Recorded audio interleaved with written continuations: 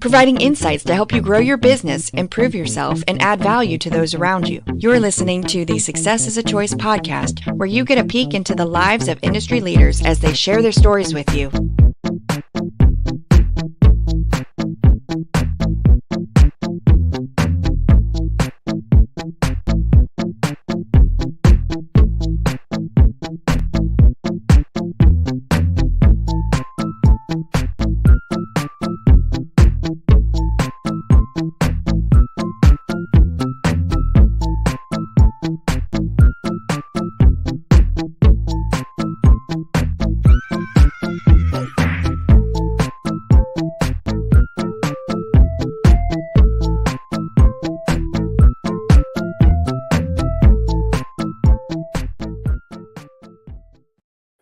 Hey, everybody. Welcome to the Success is a Choice Podcasting Network. I'm your host, Jamy Bechler. We appreciate you joining us for this Leaders Growing Leaders series. And as usual, we want to remind you that this episode is made possible by the leadershipplaybook.com. We all want a strong and healthy culture, and the best way to have a good culture is by having great teammates and positive leaders. And that's where the leadershipplaybook.com can help you out. In fact, you'll get 25% off the price when you use coupon code CHOICE, as in success is a choice. So go ahead, go on over, visit the leadershipplaybook.com and use coupon code CHOICE. Well, thank you once again, everybody, for joining the Success is a Choice podcast network for our Leaders Growing Leaders series. This is where we interview, talk to leaders who value growing other leaders, developing other leaders, making things and people better, not just, using their power to for their own good. We believe that good leaders don't just have compliant followers. They just don't want people around them that are yes people. Hey, just do what I tell you to do. They actually want to grow and develop other leaders. And our guest today is Dan Talbot. Dan Talbot is the director of athletics for all of Polk County High Schools down in Florida, 7th largest school district in Florida. One of the largest in the country as well. 21 high schools, over 100,000 students. Dan, welcome to the show. Jamie, thanks for having me. Appreciate it. Yeah, absolutely. No problem. Love what you're doing down there. Love you're leading leaders, you're coaching coaches. You used to be an AD in buildings. Now you're helping, as we mentioned, 21 other ADs and the countless athletes and coaches that they interact with. But the name of our podcast, Success is a Choice. Kind of what is success for you, and has your definition changed over the years? Oh, I think the definition of success changes, as you grow as a leader. I think the biggest problem people have is we compare ourselves to other people to define our success.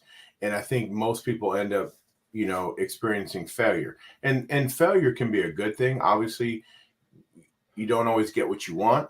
You got to pick yourself back up and keep going. But the problem with success, I think, is we compare ourselves to other people. So what may be successful in my role may not be applicable to Lannis Robinson, who's right next door in the neighboring county in Hillsborough County. And I think we get stuck on other people's success and judging ourselves off their success. So for us, it's just really sticking. My definition of success would be, what's the mission and vision of Polk County Athletics? What are our goals for this upcoming school year? And what are we doing to maintain those goals and achieve those goals? And that's how we'll define our success. We try not to define our success by comparing ourselves to other counties, other school districts around the country. And I think that's where people really find themselves, struggling, is when they're so worried about other people's success. And I want to be that person. Or I want to achieve what they have. And it's great to have goals, but you also need to be realistic and know that no county is the same, no high school is the same, no athletic director is the same. So the success to me is what really pertains to what our goals are and our mission and vision and what our goals as a county are. And are we achieving them and moving in the right direction? That will define whether we're successful or not. Well, you used to be a football coach. You used to be a longtime athletic director in a building. You were responsible for those coaches, those athletes in that building. Now you're responsible, as we said, for one of the largest school districts in the country there in Polk County, 21 different high schools. What are some ways that you're coaching the coaches, so to speak, but really leading the leaders? How are you kind of in your job as overseeing that? How are you able to help make them better? That's the biggest question. I think as a district athletic director and the size of the school district we have, you wake up every morning wondering, are you leading or are you just managing? And that's the big struggle that we have. People always ask me, what's your job like? And I said, basically, you have a cat, a dog, a horse, a mouse, a turtle, a rabbit, a bear, a lion, a cheetah, and you got all those different personalities with schools and athletic directors, and you're trying to herd, 21 different animals to buy into the mission and vision. And there's no really cookie cutter program that you can do because every school is different, every community is different. The biggest issue we have in Polk County is we have 17 municipalities that we also have to organize and work with as well within our county.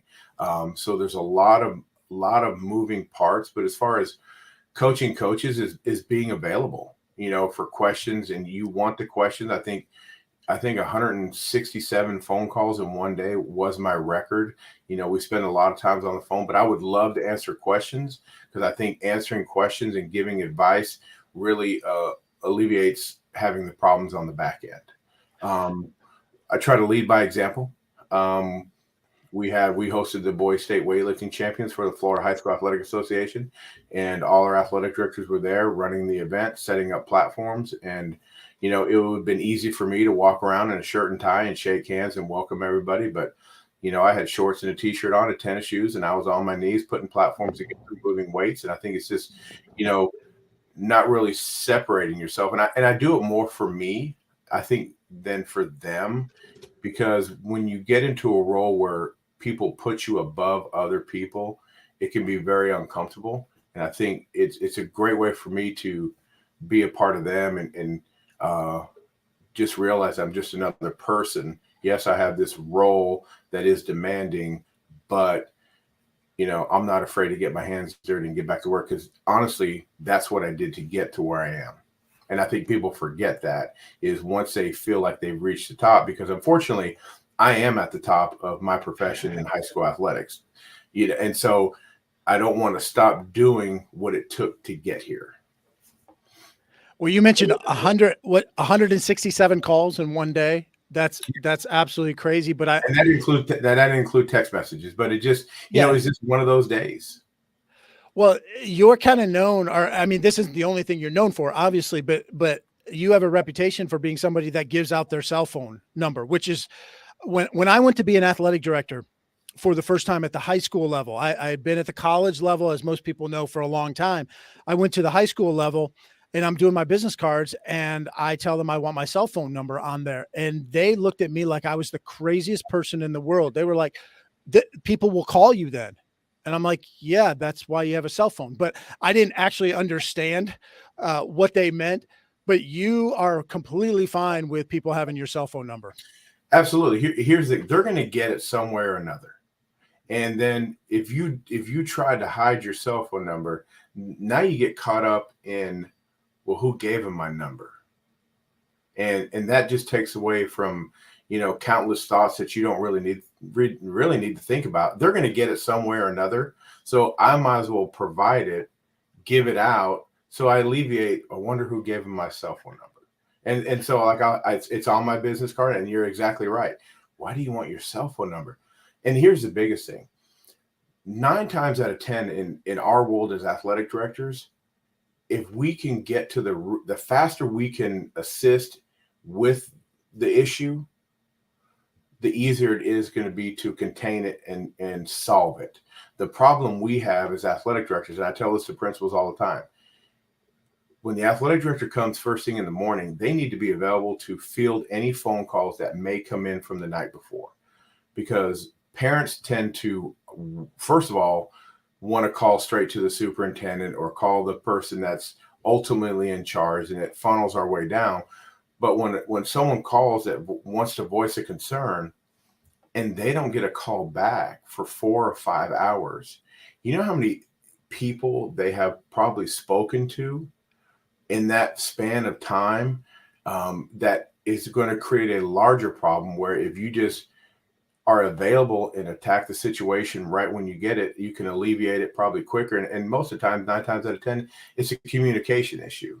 That's what we deal with. So I'd rather just know about it sooner, get ahead of it, work through the situation, solve the problem, and move forward. Because I just think the longer you take to get in contact with parents, the worse it seems to get, because then other people are involved. Because we've all had that phone call where they call, they leave a message, you can't get back to them for whatever reason. Now they've already called the superintendent's office. He doesn't answer his phone. He or she doesn't return phone calls. And so now you're trying to have to explain it on that end of it. So you can have my cell phone number, call anytime. It's just, it makes my life easier. It is a lot of phone calls, but smaller problems don't turn into bigger problems. Well, that's exactly right. And I think that's so important, because oftentimes we avoid things. We avoid things that are unpleasant. And especially when you're dealing with people, when you avoid, it always creates a void. And that void is never going to be filled with the positivity that you want it to be filled with. Like you said, if we avoid that parent's phone call, they're not going to be giving us the benefit of the doubt. They're going to be filling that void that's created by not talking with us with negativity. And, but yeah, I think I only got pranked. I think I got pranked one time with my cell phone. And that was from a school board member's kid. So, they would have had my number anyways, but sometimes I'd rather answer an unknown number than answer that superintendent's number. When the superintendent or principal called, I knew it was probably going to be an issue. That I didn't want to deal with, because they're my boss. But when an unknown number called, maybe I can actually talk some sense into that person, or maybe maybe it's that time of the day where I get a compliment. Maybe someone's actually going to praise something that we did. Now, I know that's crazy, but I was just going to say that I'm hoping one day that I answer that unknown caller and they're actually going to say, "Hey, I appreciate all that you're doing." And I try to do that as well, because unfortunately in our role, no one calls us to thank us for the job we're doing and our hard work, and we appreciate you like that. It's always something to, and that's the biggest thing I tell my athletic directors, especially the young ones, because I think this is where burnout comes in. Everyone's prideful in what they do. Everything, if you think that a day is going to run perfectly smooth, so throw that out the window. I don't even do to-do lists anymore, because I used to, when I first started, I need to get this done, that done, this done, that done. Now, I do write things down that need to get done, but I don't put them down in any particular order or when they need to be due by, because every time I used to make a list, the phone ring and the day has changed. And I try to tell young athletic directors, when you get a parent problem, please understand, you did not do it, but it's your job to correct it. And people get so anxious and worked up that one of their coaches did something or something happened. You just got to understand, and it goes away with in time. It's just like when COVID happened and we were doing athletics during COVID. I remember canceling the first event because of COVID, and it was stressful, high anxiety. And then unfortunately, by the time 3 or 4 months passed, we're like, "Oh, we got to cancel. Okay, call this person, that person." It's like, and it was just like any other day. But that's the thing, as young athletic directors, you got to just understand, it's your job to correct it. You didn't actually do whatever the parent's upset about. Yeah, that's a good point. As leaders, sometimes we're playing the blame game, or we're worried about whose fault it is, but it doesn't matter if it's your fault or not. It's your responsibility to try to make situations better or move us forward. Mm-hmm. We've talked about cell phone. We've talked about your to-do list, that you don't really do to-do lists. And you made a good comment about sometimes you feel like a leader, sometimes you feel like a manager. And I think it's important for all leaders to act like leaders, but you do have to be good managers, or else you won't have the bandwidth or the competency to be a good leader. People won't necessarily trust you. Are there some things, maybe some strategies or some hacks that you found to manage things that frees you up or helps you be a better leader on the back end? I think it's the one thing I pride myself on, and the one thing I think is so important, is your relationships with other people. And to me, I get more things accomplished in this county because of the relationships I have with people that I worked with at the school level that are now possibly at the district office.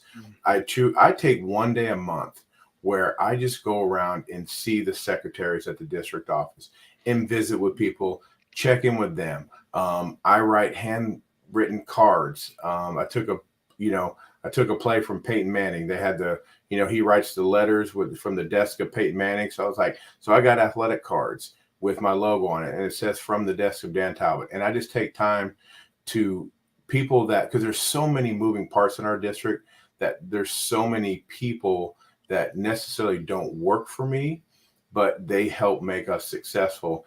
And I just try to, write them a little note, letting them know how much I care and appreciate them.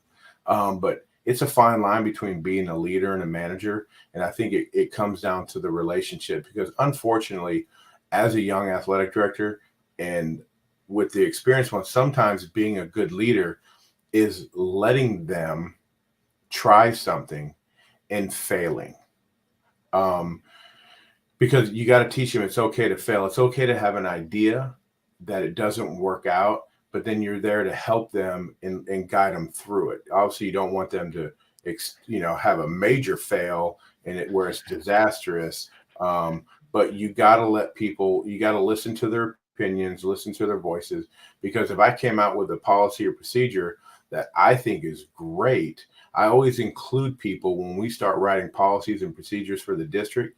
How is this going to affect them at the school level? Because unfortunately, in my role, I get things handed down from the state level, those lovely unfunded mandates that we have to manage and control and then pass down to the school level. So the one thing I try to do is never pass down something that is going to be unfunded. When we have the Zachary Martin Act in Florida, and when that came through the district level, we made sure we provided the schools with every tool and every piece of equipment they would need to basically be successful in abiding by the Zachary Martin Act, which is important for student athletes.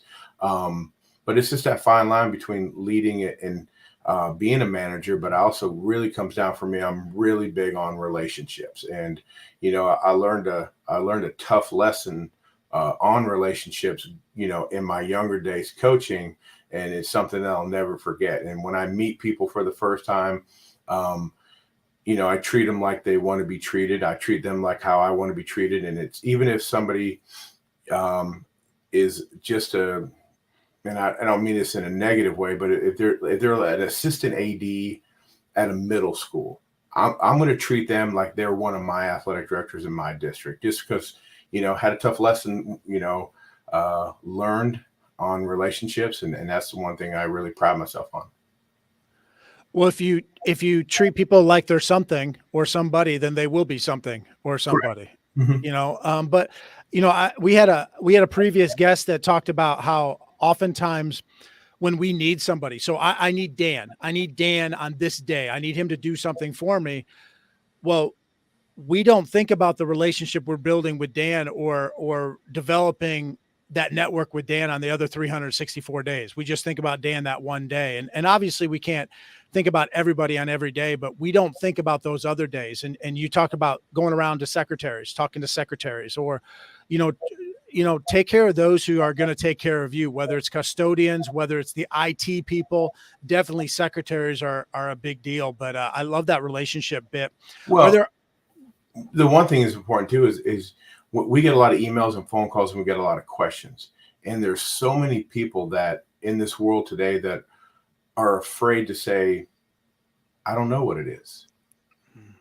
I'll send emails and people won't respond to them, which, that's one of my pet peeves. If you call me, I'm calling you back. You send me an email, I'm sending you one back. And that's just how I operate. But you find it just interesting when just basically, if you say something, do it. And if you say it, mean it.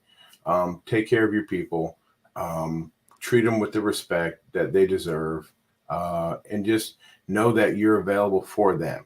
And no matter what you do, because a lot of times, a lot of my phone calls that I do get, 95% of it is just listening, and just letting them kind of work it out amongst themselves. But I love my job. I love the people I work for, and I love the people that work for me. And I never really treat them as if they work for me. We work together because it really takes, all of us to be successful in what we're doing. Well, in order to be a leader and pour out into others, or to be a great manager and do things with competency, do things with excellent intentions and results, you need to be growing and developing yourself. What are some things that you do to become a better leader? Because I'm guessing that you're better today than you were 5 years ago, would be my hope. Oh, So what absolutely. are you doing to become better? Well, it really comes down to a few things. Having good judgment when you make decisions. You got to be smart like that. Taking risks, I think, is very important. Unfortunately, a lot of us that, if you're listening and you work in a school district, you know how easy it is to do something when 9 other people have already done it. Because that's the question we hear. Well, who else is doing it?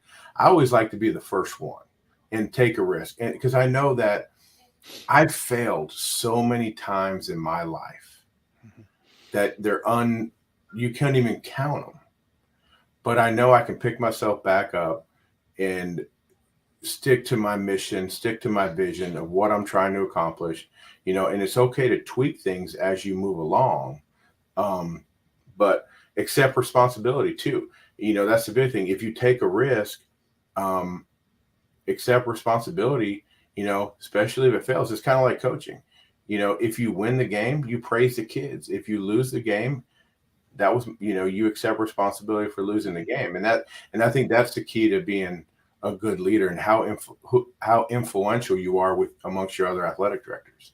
And the one thing I try to do, if you ask me a question and I don't know the answer, I'm not going to give you some made up answer and do this. I'm going to say, look, I don't know the answer, but I'm going to find out, and I'm going to get right back to you. And then you go find out the answer to the question, and then you get back to them and you give them the answer that they're looking for. Because no one ever said, oh, I called Dan Talbot, he didn't know the answer, but he got back to me in 5 minutes and found the answer. They're just going to be appreciative that I took the time to find the answer. I was upfront and honest with them that I didn't know the answer, but I took the time to go find the answer to make their day even better. And I think it's just being, an open book, and just being open and honest, and having those conversations, which again relates back to relationships.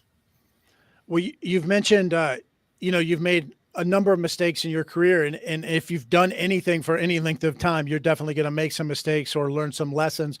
Is there one maybe that stands out to you that was instrumental in your career, or something that we could definitely learn from, so we don't have to make the same mistake?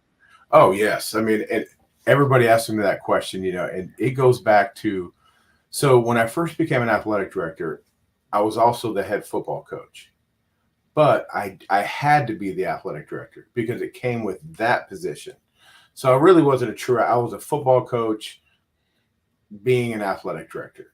So when I took over the athletic director job at Lakeland High School, I was thinking of my strategy, because I was basically I was one of the ringleader of the boys.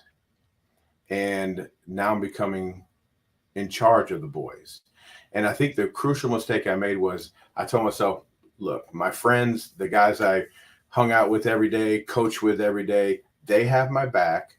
They're going to understand. They know me. They know where I'm coming from.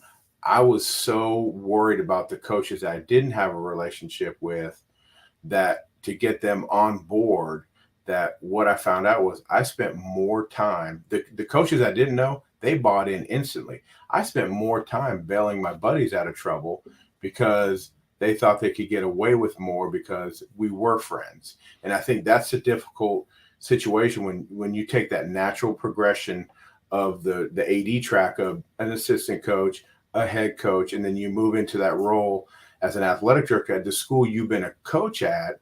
It's really difficult because you're now preaching to them.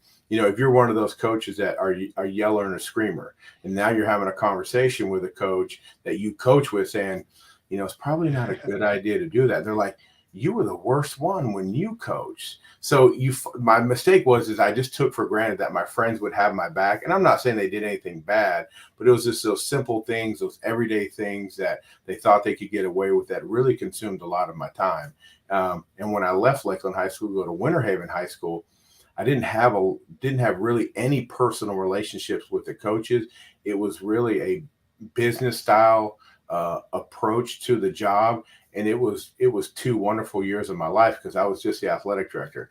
I didn't have to worry about the personal side of relationships. And I'm one of those kind of weird people where I can separate work and personal and not have an issue with it. I can get onto a coach within the hours of the school day and then go have dinner with them that night and not even talk about the incident that happened. And a lot of people really have that fine line between, the work life and the personal life. And I think that's where, when you're an athletic director at a school that you've been at a while, that's one thing you're really going to have to manage. And I probably should have sat down with them prior and said, look, things are going to change. We can hang out outside of work and still have the same relationship. But when we're in the confines of you coaching and me being the athletic director, we're going to have some boundaries. Well, as we close up shop today, want to give you a chance, parting words, parting thoughts to either aspiring ADs and leaders out there, or the people that are in your situation. They're an AD in a building, or maybe they're the coordinator or director of athletics for a district or a county. Just some parting thoughts that you might have, some encouraging words. Be yourself. Don't try to change. Don't try to change your leadership style, and never, ever be afraid to reach out for help. Here's the one thing I love about athletic directors. And I tell this story all the time. I'm glad I'm not coaching anymore because I was tired of lying to people. People would be like, hey, what'd you do in this defense? And what'd you do with the defensive end? What would you do with the Mike linebacker? And I would give them some of it, but I wouldn't give it all of it because I was afraid that someday we'd be 53 yards away across the sideline and he would use the information that I gave them to beat me. But as an athletic director, we all have the same problems. We all have the same issues.